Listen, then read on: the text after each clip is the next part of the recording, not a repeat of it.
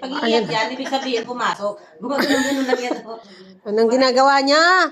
Hoy! Uy, ginagawa nyo! Anong ginagawa mo? Magpapasting Anong ginagawa mo? Pag nandito kami, magpapasabay kayo, ha? Oh, ganyan, ganyan, Ha? Ha? Patinan mo. Kinakagat niya pa pala yung yung tainga ng isa. Hindi naman pumapasok kasi hindi naman umiiyak.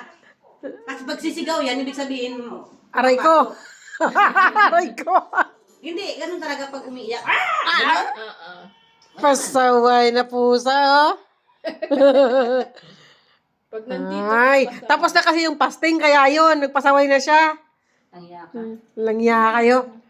Meow! Meow! huwag mong istorbo.